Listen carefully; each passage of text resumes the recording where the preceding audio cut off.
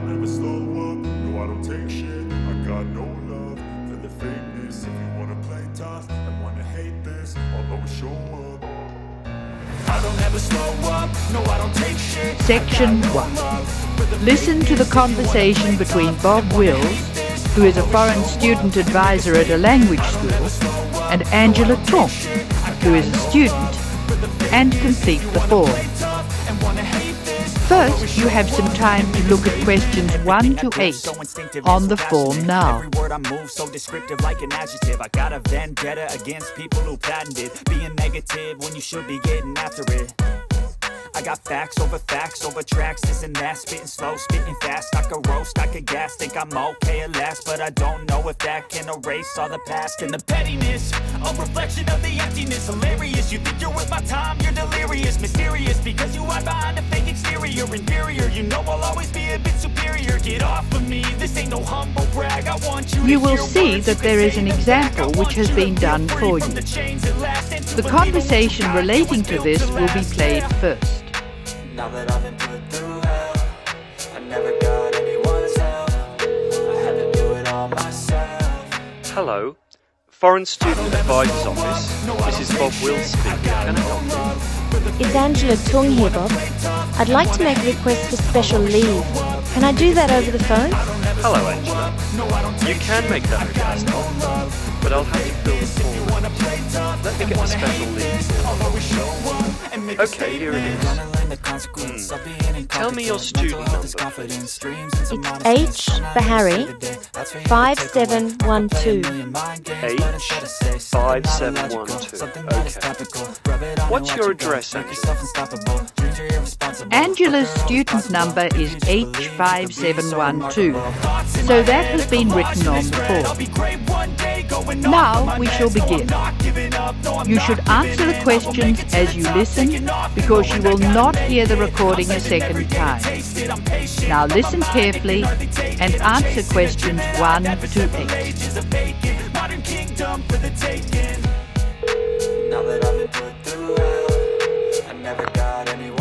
Hello, Foreign Student Advisor's Office. This is Bob Wills speaking. Can I help you? It's Angela Tung here, Bob. I'd like to make a request for special leave. Can I do that over the phone? Hello, Angela. You can make that request by phone, but I'll have to fill out the form. Let me get the special leave form. Okay, here it is. Tell me your student number, please.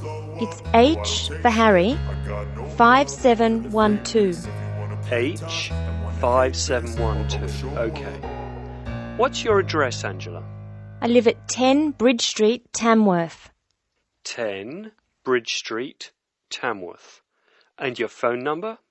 The telephone number's 8106745. Thanks. What course are you doing? I'm in the writing class. Writing. Who's your teacher this term? Mrs. Green. She spells her name like the colour. Thanks. When does your student visa expire? Let me look. July 15. July 15. Okay. Which term do you want to take leave? Do you want dates? First, I have to write a term number. When do you want to take leave? In term 1. Okay, term 1. Now, can you tell me what are the exact dates? I'd like to be away May 31 to June 4. Okay, I've got that. You'll miss 4 working days between May 31 and June 4. Is that right? Only 3. I'll be away over a weekend. I'll be back at my classes on June 5, so that's 3 days away. Look at questions 9 to 12.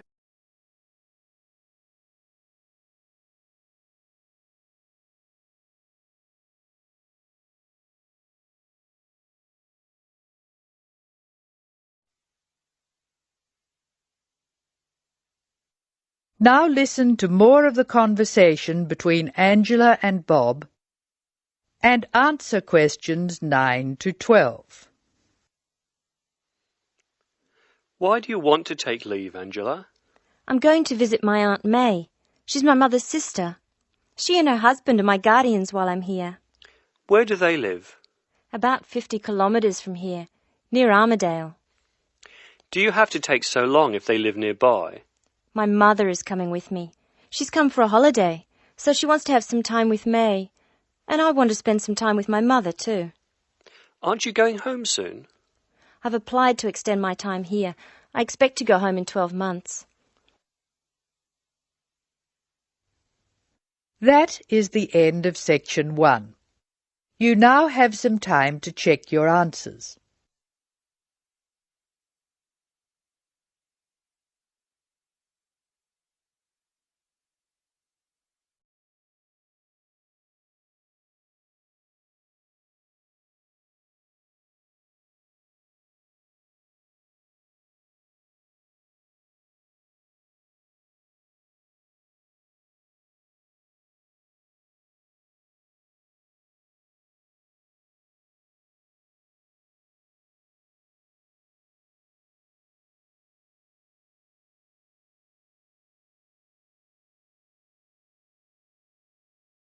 Now turn to Section 2. Section 2. You'll hear a coordinator for the annual ski and snowboard exhibition talking to the audience about some practical information for the whole event.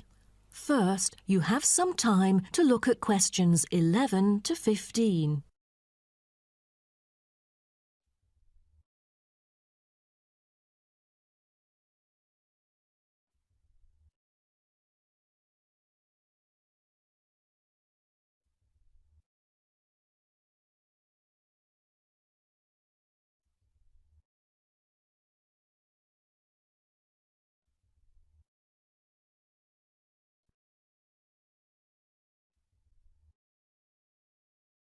Now, listen carefully and answer questions 11 to 15. Good morning, everyone, and welcome to the annual ski and snowboard exhibition held from April the 8th to 17th. I am Mary Granger, coordinator of the event this year. The 10-day event features many highlights. As a snow sports lover, I know you are looking forward to a great time here. Now, I'd like to offer you some practical information about the whole event and what to expect from it. This might be the first time coming here for some of you, so for those who are still wondering about the right accommodation, I recommend Sky Hotel. It has its own health and sports clubs, just like most of the hotels here, but I love it because of its incredibly cosy beds, which guarantees good rest after an exhausting day of exploration. If you haven't brought your own equipment, like poles, boots and skis, they are available for purchase or rent at Ski Set or Snow Rental. The exhibition this year provides a colourful look into the history of skiing and an inspiring peek into the future prospects of the sport. Apart from the fascinating photo exhibitions and the most up-to-date skiing gear like always, this year we have added 4 computers which can imitate the process of skiing, ensuring the same physical activity and sensations that appear during the skiing process on downhill slopes. But I have to warn you that it might be quite time-consuming to line up for the free trial experience. Many have posed the question as to how to enter the skiing and snowboarding competition. Well, rather than filling out the back of the entrance ticket or bombarding the committee with emails, the most effective method is by checking out the exhibition newsletter delivered every month for availability.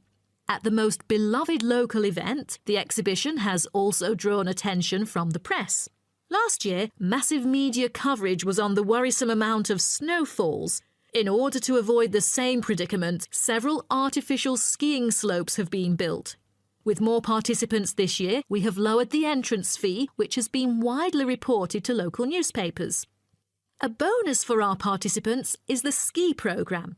It offers a wide variety of lessons and sessions with qualified instructors, ensuring that all ages and abilities are catered to, from the first-timers to seasoned amateurs.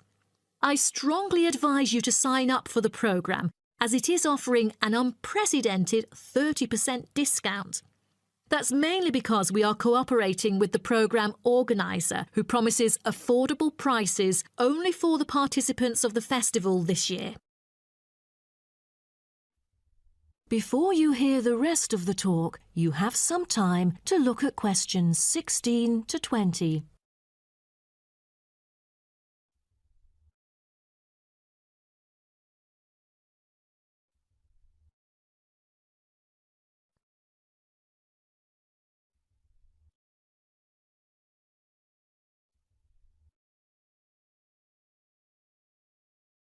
Now listen and answer questions 16 to 20. Now, I would like to introduce you to the list of presentations during the following week so that you can better plan your schedule. The first presenter, Simon, is one of our best ski instructors.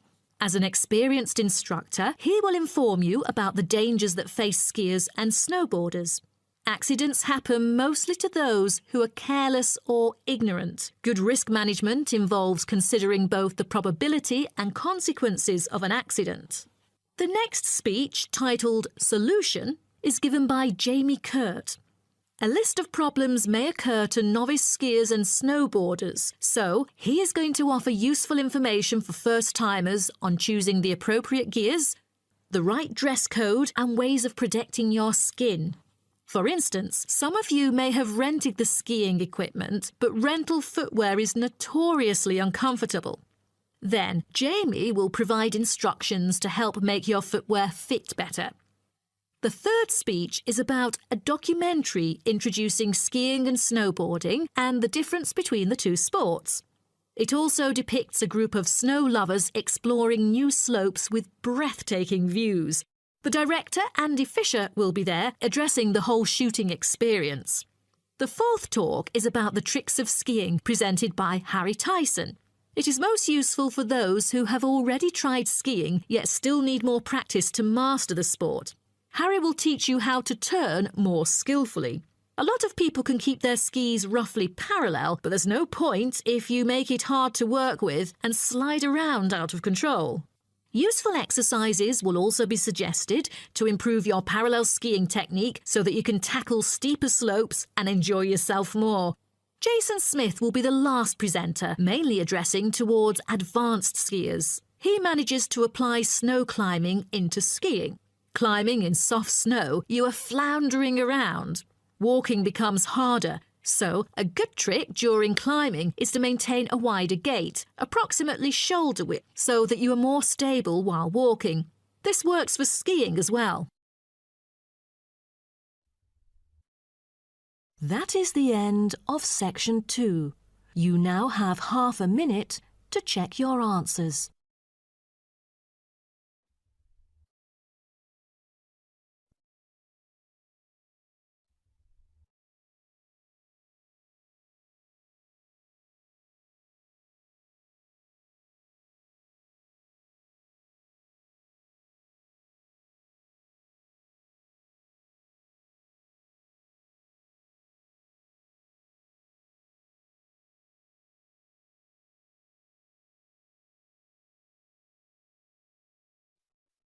Now turn to Section 3. Section 3. You will hear a conversation between a science tutor and two first-year students who are being given some practical tips for conducting experiments.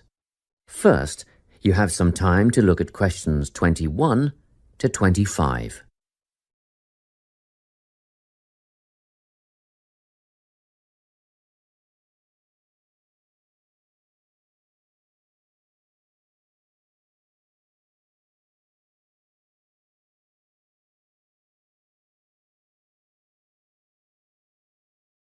Listen carefully and answer questions 21 to 25.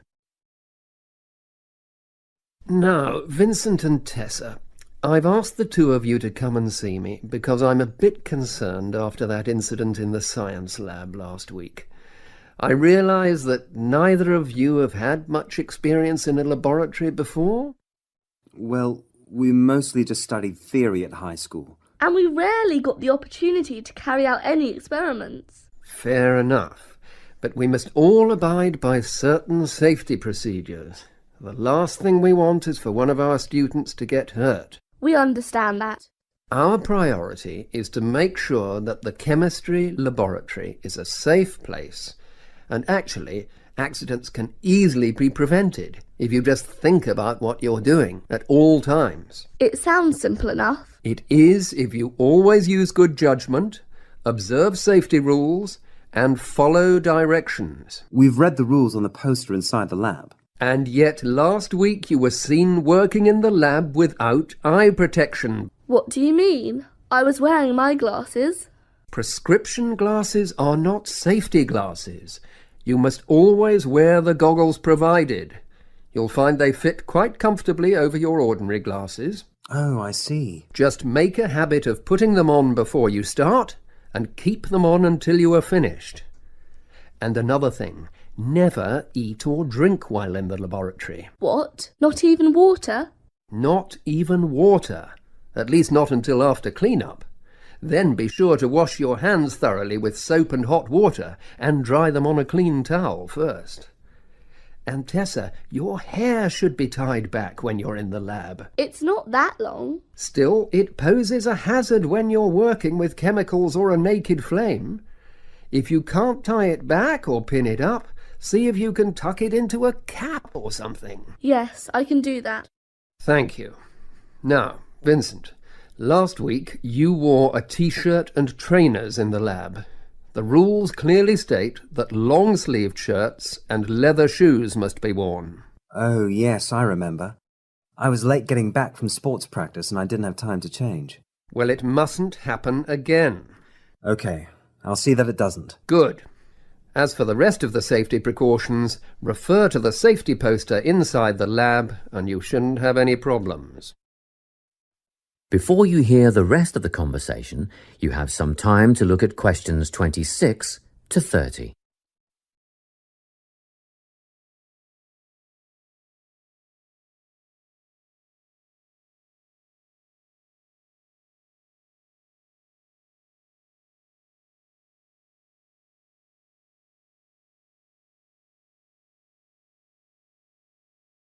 Now listen and answer questions 26 to 30. Now, before you go, a word about record keeping. Oh, good. I was going to ask you about that. What's the best way to keep track of what we're doing in the lab? Well, obviously all your observations should be written down. I know you think you won't forget stuff and you'll be able to recall it later, but generally this turns out not to be the case. Written data, however, are a permanent record, and you must be thorough. Organise and record everything in a bound notebook. I use a spiral notebook. And I use a large notepad. That won't do. A book with binding ensures the pages are not easily removed or lost. Oh, and be sure to write your entries in complete sentences. Isn't that a waste of time? Surely notes are good enough. You might think so, but brief notes can be hard to decipher at a later date. Whereas with full sentences, you are less likely to misinterpret data. I make sketches, simple drawings. That's a good idea, Vincent, but be sure to date them. You want us to write the date next to each drawing? Yes. Every sketch and every entry must be dated. What about headings? Use the title of the experiment as your first entry. When you have completed your observation entries, answer any questions that have been posed, and then, finally, write your conclusion. How do we write a conclusion? Do we need to repeat things like the questions and our findings, or the time it all took? Just write your own ideas or feelings about the experiment as the conclusion. Oh, and remember to sign it. Well, that's all I have time for today. If you have any questions, ask the lab assistant or come back to me. That is the end of section 3. You now have half a minute to check your answers.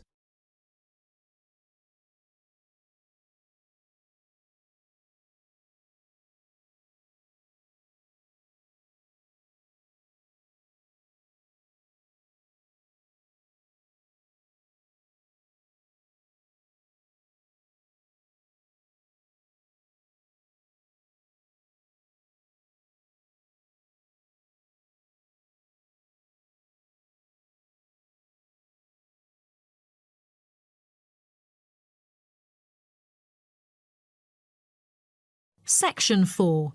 You will hear part of a lecture about time measurement. First, you have some time to look at questions 31 to 40.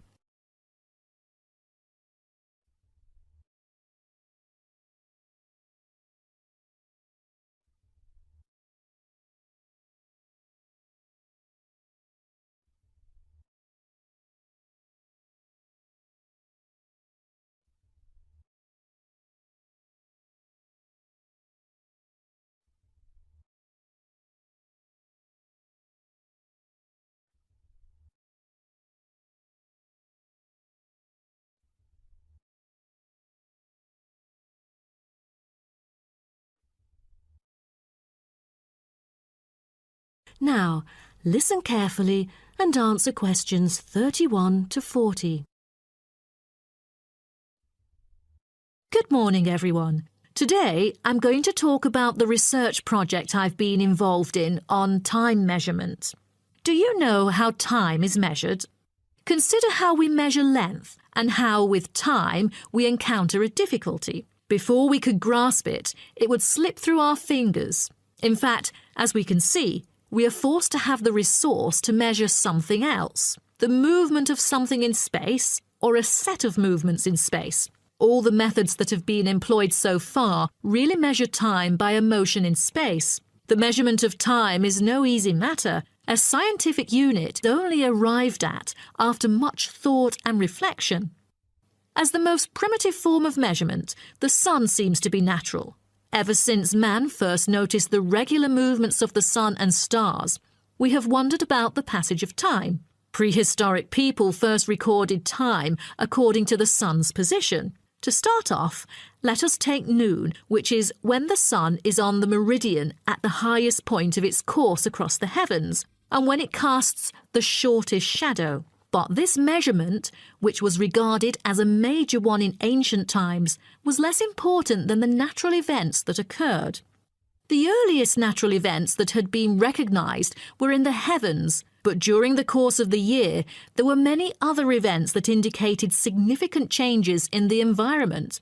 Seasonal winds and rains, the flooding of rivers, the flowering of trees and plants, and the breeding cycles or migration of animals all led to natural divisions of the year, and the further observation and local customs led to the recognition of the seasons. Years later, precise measurements were invented because the passage of time was extremely important for astronomers and priests who were responsible for determining the exact hour for daily rituals and for important religious festivals. Apart from the connection with religion, accurate time measurement was also related to the government, since they divided the day or the night into different periods in order to regulate work and various events. For thousands of years, devices had been used to measure and keep track of time. The current sexagesimal system of time measurement dates back to approximately 2000 BCE from the Sumerians. It was found that the earliest ancient timekeepers were mainly invented and used in Mesopotamia, where the water clock was introduced from, as well as in North Africa, especially in the area of ancient Egypt.